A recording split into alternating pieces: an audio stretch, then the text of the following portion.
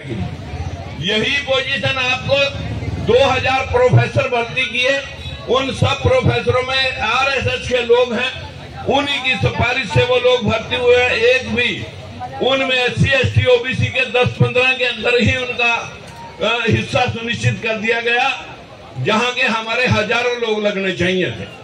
यही position HCS की भर्तियों की हुई, 61 में से 51 लोग जनरल कैटेगरी के भरे गए, उन्हें EWS का रिजर्वेशन 61 में से 6, वो तो ध्यान है, लेकिन 27 और 23 SC ST OBC का रिजर्वेशन का कोई जरूरत नहीं है लगाने।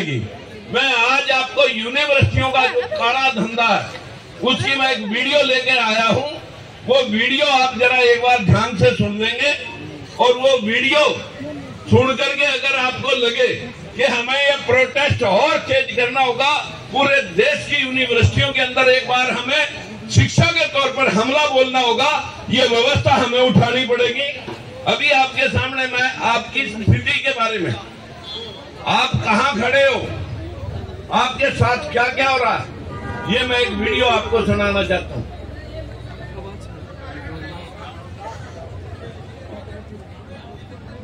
हुआ है वो खेल गजब है, और इतना गजब कि दलित, पिछड़े और आदिवासियों की समझ में नहीं आ रहा। ये आज तक के न्यूज चैनल पर RTI,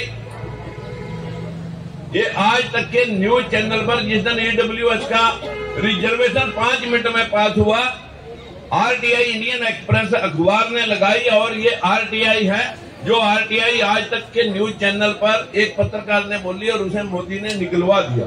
ये जरा ध्यान से सुनिए। हुआ है तो दलितों, पिछड़ों की असल भागीदारी को देखना बहुत जरूरी है। देखिए और सोचिए कि आरक्षण किसे मिला और फायदे में कौन रहा।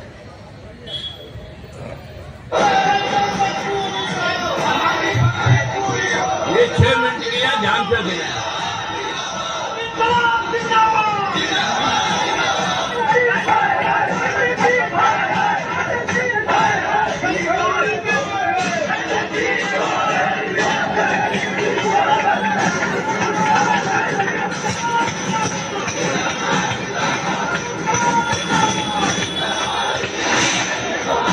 हंगामा मचा हुआ है आरक्षण पर। सवर्णों को 10% आरक्षण के लिए संविधान बदलने के साथ ही योग्यता के सारे सवाल खारिज हो चुके हैं। दलितों, पिछड़ों के लिए कोटा अपराध से निष्पाप हो चुका है, जो कि सामने 2019 का चुनाव है। बाबा साहब आम्बेडकर द्वारा रचित संविधान में आरक्षण का प्रावधान किया गया। ये मेरे उन भाइयों बहनों को समानता देने की ऐतिहासिक कोशिश थी, इनके साथ जाति के आधार पर भेदभाव किया जाता रहा। क्या वाकई यह सच है कि नरेंद्र मोदी ने पहली बार सवर्णों के लिए सोचा? क्या यह सच है कि सरकारी विभागों में आरक्षण से पिछड़े ही पिछड़े भर गए? क्या यह सच है कि आरक्षण से दलित ही दलित भर गए? या क्या यह सच है कि आरक्षण से आदिवासी मजबूत हो गए? क्योंकि कहा तो यही जाता है, और इसी के आधार पर आरक्षित जातियों की काबिलियत को लेकर नफरत और घृणा का माहौल बनाया जाता रहा। तो दलितों, पिछड़ों को आरक्षण का सच क्या है? एक अंग्रेजी अखबार ने इसे लेकर सूचना के अधिकार के तहत जानकारी मांगी, और जो जानकारी मिली उसे देखकर सामाजिक न्याय के लिए आरक्षण के सिद्धांत। सबसे पहले देखिए देश के केंद्रीय विश्वविद्यालयों में आरक्षण की सच्चाई। इस देश में कुल केंद्रीय विश्वविद्यालय है 40। विश्वविद्यालय हो या रेलवे, सचिवालय हो या नीति आयोग,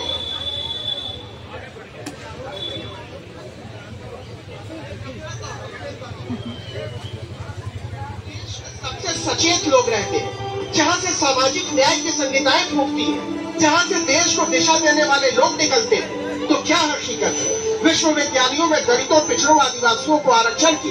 गौर कीजिए, इस देश के केंद्रीय विश्वविद्यालयों में कुल प्रोफेसर है 1125, और दलित केवल 39, मतलब 3.4%। और होने कितने चाहिए? कम से कम 15%, मतलब 169। आदिवासी प्रोफेसर केवल 6 और होने चाहिए 84, और पिछड़े प्रोफेसर 1 भी नहीं, लेकिन न्यूनतम होने चाहिए 27%, मतलब 304। अब देखिए सवर्ण प्रोफेसरों की तादाद 1071, कितना 95.2%, और अधिकतम होने कितने चाहिए? सिर्फ 50%, मतलब अधिकतम 562। क्या इस बात पर आप यकीन करेंगे कि 1 अप्रैल 2018 तक भारत के किसी भी केंद्रीय विश्वविद्यालय के किसी भी विभाग में 28 साल के आरक्षण के बाद भी पिछड़ी जाति का एक भी प्रोफेसर नहीं था? लेकिन यही सच है। और प्रोफेसर ही क्यों, एसोसिएट प्रोफेसर देखिए, कुल एसोसिएट प्रोफेसर है 2620, दलित प्रोफेसर 130, मतलब 4.96%। न्यूनतम होने चाहिए 393। इसी तरह आदिवासी प्रोफेसर सिर्फ 34, मुश्किल से 1%, होने चाहिए 197।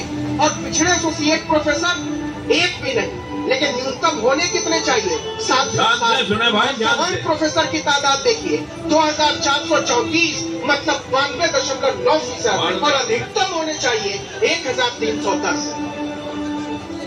मानिए न मानिए, लेकिन खुद भारत सरकार मानती है कि आरक्षण के तमाम दावों के बावजूद, योग्यता को दरकिनार करने की तमाम मान्यताओं के बावजूद और सवर्णों को पीछे रखने की तमाम दलीलों के बावजूद इस देश के 40 में से एक भी केंद्रीय विश्वविद्यालय में 1 अप्रैल 2018 तक एक भी पिछड़ा एसोसिएट प्रोफेसर होने के लायक नहीं माना गया।